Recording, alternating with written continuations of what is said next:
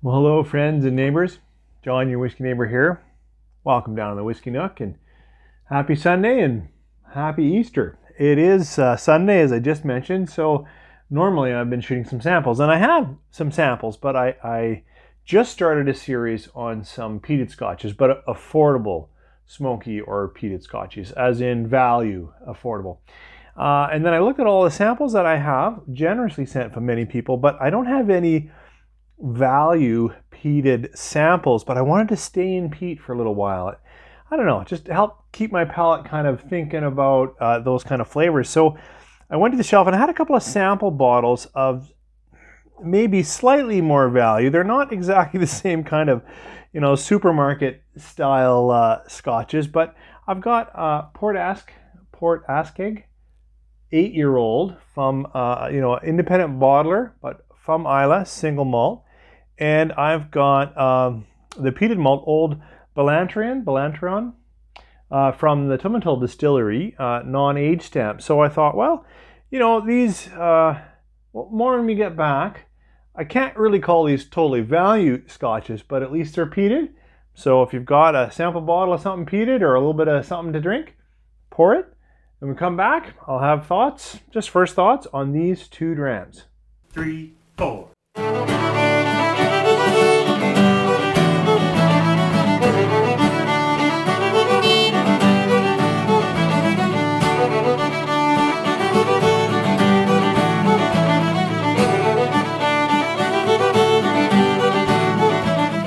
Thanks for staying with me. Probably wasn't clear, especially if you're tuning in for the first time, but I'm trying to stay in the theme of peat for a few weeks. Wanted to do samples. It's Sample Sunday. All I had were these two drams. Port Askaig is right on it. It's an Islay Scotch. It does say single malt, and it does have an age stamp, 8 years. And when you go to their site, it also is unchill filtered, so non-chill filtered, and it's natural color, which probably explains why it is this very, very light straw, because it also says it's aged in refill or ex-American oak. So it's an ex-bourbon cask, so no raw, fresh oak, and there's no ex-sherry casking, natural color, unchill filtered. This is released at 45.8. Now, it's an independent bottler, so it doesn't tell us what distillery it comes from. Most chatter online says it's probably Kalila. I don't know. So we'll just let the Scotch talk for itself after all of that intro. And as I said, if you have anything peated, why not pour it and see if your dram kind of matches this one. This one, the peat and the smoke come up pretty quick. It's a nice light smolder, a little bit of vegetable peat. Yeah, sweetness comes up pretty quick too. This is nice, especially I've actually been drinking some truly value scotches lately, and even though this is affordable, I would say it really competes with all the regular Islay House kind of 12-year-olds. Actually, most of the 12-year-olds from Islay right now in my area are less cost less than this 8-year-old. There's a really interesting sweetness. I wanted to say bubblegum, but that sounds fake and artificial, and I often share that note as a problem for me. That's not what I'm getting here, but it's a kind of a floral.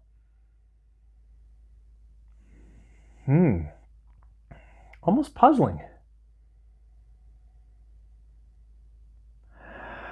Maybe a sweet barbecue, so you've got a little bit of that lighter tomato sauce type sweetness, but it's still, woody.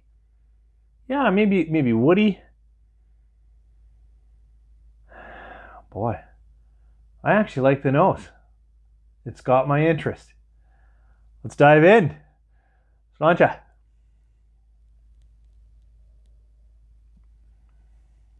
Palate up front is pretty light. It's and now it's so hard when you talk a peated whiskey, that end of the palate or now the finish really comes back and is part of the experience. So right in the palate, I just want to say it was kind of light and sweet, like a honeyed malt. didn't have a lot of character while I kept it in my mouth. Now, the peat has shifted from the nose. It was sweet and floral and barbecue and really grabbed me. Now the peat is a little old campfire, little ash, little char, and a little more drying. I expected it to be, I don't know, a little more grassy, whatever, but it's come back quite drying. I'm trying a little sip. A little more flavoring there, a little more, a little bit of spicing, a little bit of gentle pepper. So maybe that's a white pepper, and a little oak in the palate. Very light. I was gonna say toffee, but that really brings in a cooked and cooked down sugars. That's not really where I'm at. Cereal, malt, citrus.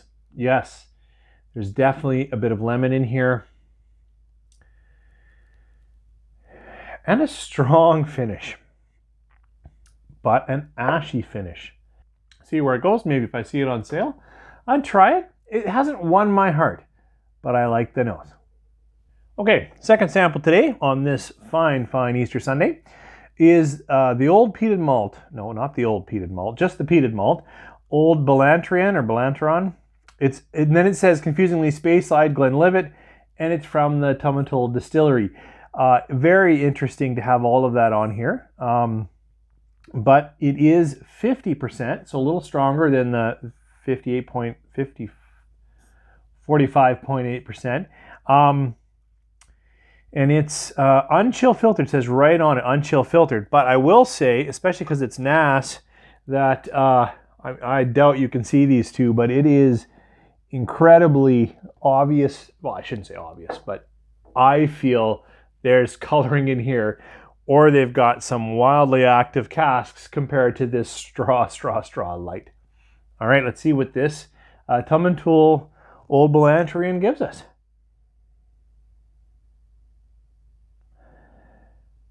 Is a very different nose.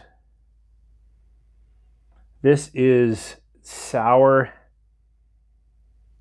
and sweet, like a sweet sour. Yeah, I had some Chinese food the other day, and you know what? It kind of has that sweet and sour sauce type to it, right? Almost that tightening sour you get from a pineapple. There's a sweetness undercurrent into it. This one is more of almost a caramel sweetness. And instead of smoke, I still like the nose on that. It's sort of a grassy, almost more that smoldery peaty type.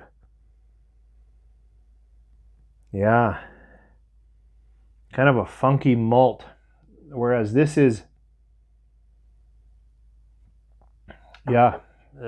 smoke. It's still citrus I'm getting in the note, and more interplay with lemon.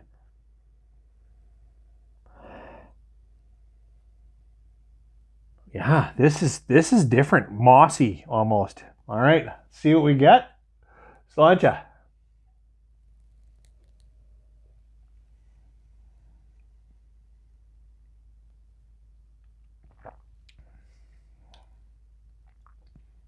Wow, very different.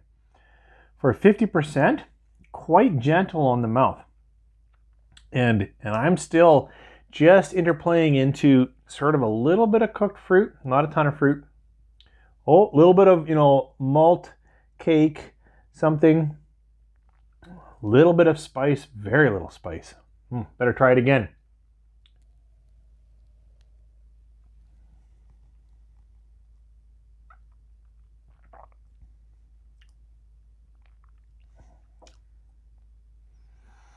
A little bit of Christmas cake almost, a little bit of, darker, richer spicing, a little bit of clove or nutmeg somewhere in there. That's coming through now. On the longer finish, I'm getting a bit more spicing, a bit more oak. Stays true to that. A little bit of black olive I've been getting on some of these different peated malts. A little bit of black olive, So there you get that kind of slight sourness of a pickling of vinegar, but not an off-putting ethanol vinegar. Just, now it's getting a little more tar, a little darker. Oh, no, I got a weird thing on the nose there. Almost like a cinnamon bark.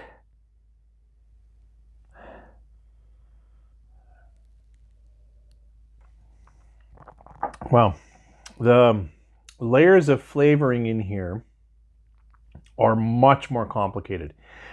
I don't know yet whether they're better, but they're far more complicated. They're almost got a sticky toffee pudding there and got a little bit of fudge. Gonna come back to the Port Askaig, 8-year-old.